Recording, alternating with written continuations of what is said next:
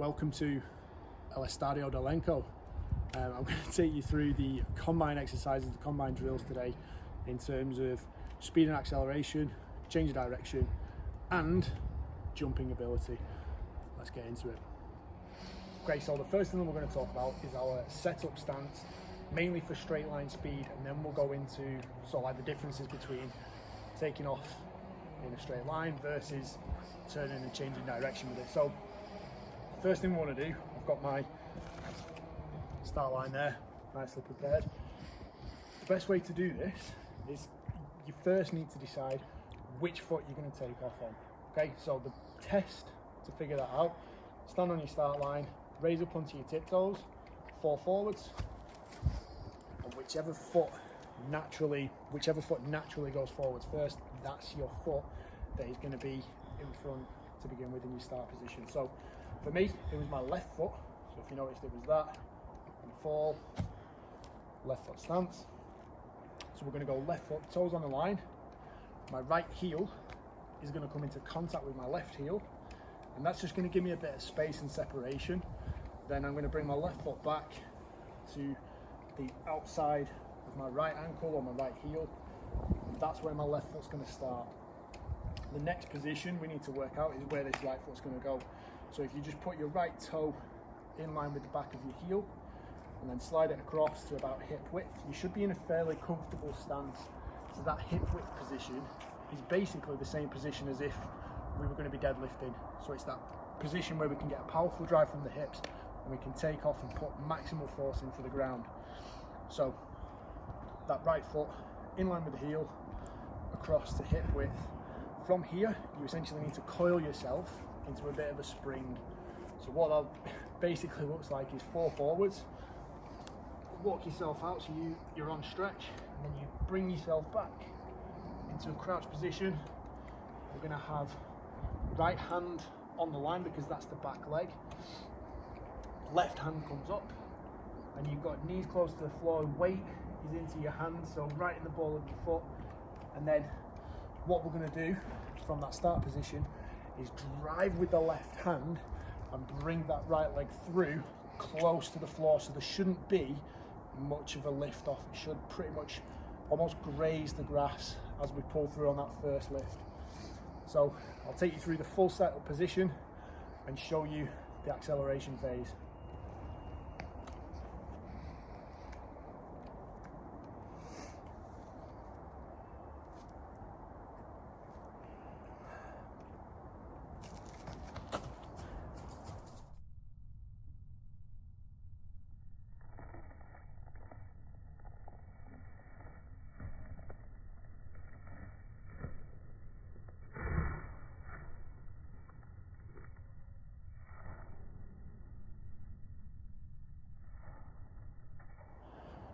Okay, so that is our straight line linear acceleration, and from there we can explode out of that, just get straight into our running.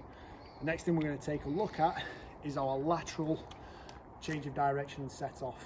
So let's have a look. Right, so what we've got set up now is our 5-10-5, or typically termed the pro agility drill. And for this, our acceleration and takeoff principle needs to change slightly. So as in the combine, you can go either way, it doesn't matter which one first. What I'm going to show you is the quickest way from A to B, and the part where most people tend to mess this up is that first phase. So typically the first phase looks a little bit like this. Set, go. So as you can see in that first phase, we had quite a wide start position, nothing too much wrong with that. Then basically what you normally see is a full rotation and flip of the hips. So we go this way, so we have a little kind of open step with the left foot, and the right leg comes around, and at this point of the picture, this is where it's already gone wrong. So we have the hips facing 100% this way. We're not covering a long distance. By the time we get here to cut off this cone, we've got to do a full 180, and it takes a lot more time. So we want to make this much more efficient and a lot quicker. This is how we do it. So the way that we're going to do this, we're we're going to have whichever direction we're going in, whether it's left or right, that hand is going to touch the line. So that's, I'm going left. And I think that's the rule for the combine anyway. So I'm going left, okay, which means my right hand is out here, okay. This right hand is going to come across and through. That's going to accelerate us and pull us in this direction. Now, instead of fully rotating the hips and facing that way, what we're going to do is take a little open step with this left leg, then the right leg's going to come across, and it's just another skip, and we're here. So I'll show you in full time kind of how that looks. Just hope I don't fall over. So set. And as you can see from this cut over here, because I'm already facing this way, it's literally just a bounce and we're already gone. There's no kind of slow chugging and changing. It's just those quick steps here where it's out, step, shuffle, and then we're gone. So 10 yard sprint down to here, and you are facing, you have got the hips going, and you've got a big cut, and accelerate and finish through the line. That's faster. Set, go.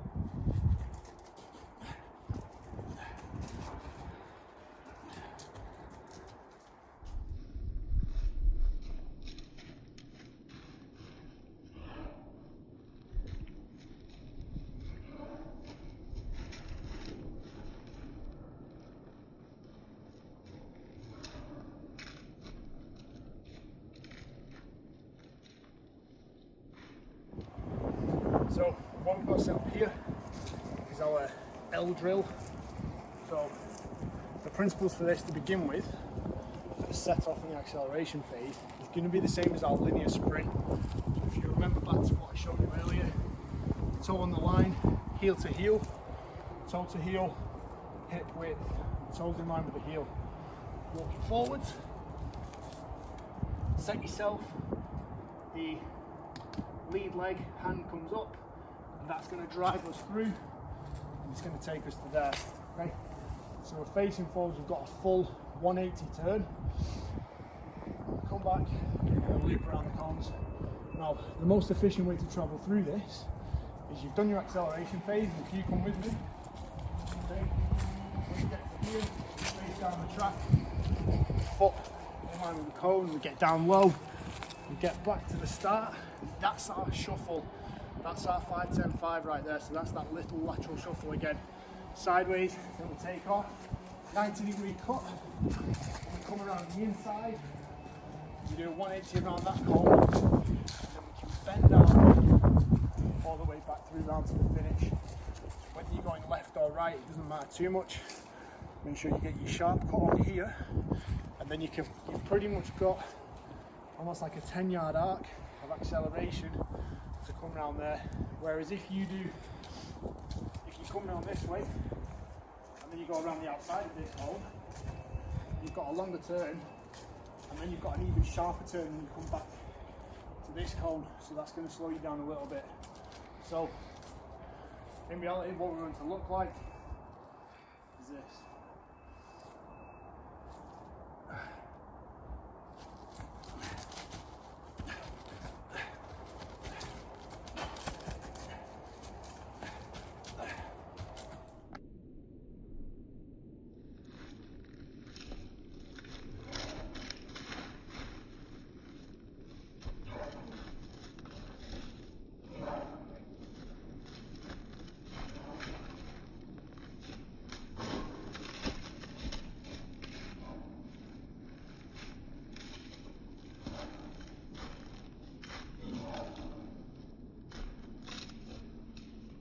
Okay, that takes care of our starting stance phase for linear acceleration. It takes care of our change of direction drills. So we've got the L drill and the Pro Agility with the 5-10-5. You can apply those little tips to that. What we're going to take a look at next is jumping. Okay, so with our broad jump and even the vertical jump, there's some similar principles that we want to get involved in this. If you remember back to when I was talking you through the stance for the acceleration phase, that foot positioning about hip width here. That's critical because that's going to allow us to put all that power in and use quads, hamstrings, glutes, everything we can to drive us either forwards or to drive us up. So that foot positioning is crucial to begin with. And the next thing we want to get is what we refer to as the loading phase. So we want to use the body as a bit of a whip. So you're going to start off up tall, and if you can look at kind of the arch that we create here, sort of from the heels through the glutes, through the hips and the head, we drop back that way, then we're going to pull down almost as if we're doing a med ball slam or a kettlebell swing. Those are some similar exercises that kind of resemble the same qualities that we want here. We're going to reach up, push the hips through, squeeze them, drive the hands down, and then it's basically that dude Newton and his laws. For every action there's an equal and opposite reaction. The faster you pull down, the quicker you can spring and drive forward. That's what we're looking to employ here. So let's have a look. So we're going to begin with pretty much just a quaddy jump. All right, and this is where you kind of set yourself up and you do a little bit of a squat into it and then throw yourself forwards, and then we'll take a look at the difference. So I'll see if I can do this, see if I can mess this up a little bit. So bit of a squat, take off and land it. Not particularly powerful, I can't say I gave it my effort there, but then we want maximal effort out of this. So reach, get a good takeoff, bring the knees up and through, land that jump. Okay, so this jump, the vertical, same principles as the broad jump, only this time we're not accelerating linearly. So you notice in that broad jump, you kind of have to lean forwards with the torso a bit more, rock into your toes. I'm not going to do it because of a brick wall in the house, but then you're driving forwards. Here we're going to keep the chest a little bit more upright because we're looking to get this way. So same principle to begin with, feet at hip width. Again, this pretty much just resembles that deadlift. We're using the hips, we're driving them through, popping the hips up and getting that way. So normally we're going to start off side on. Closest arm is the one that's going to reach up and measure on the wall for us. Once we've got our little chalk mark or our point of reference, we're going to step away a little bit, give ourselves a bit of room just so we can swing our arms and get them overhead. So we're going to reach up again, and then it's going to be a drop down, and you're going to keep the weight in the middle of your foot and try and attack everything popping upwards. So looks a little bit like this.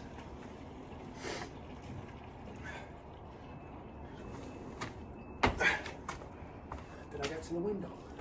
I think pretty much, yeah. That's how it is. Okay, that concludes our backyard tutorial of your combine practice drills. So give those things a little bit of a go. Make sure you get your start position right, your setup right, focus on your technique, and overall improving your combine drills and improving your athleticism at those things and improving those scores will come about with practice, with getting that foot cadence right, getting the patterning right, your hip positioning. You get those things down, you'll get some good scores.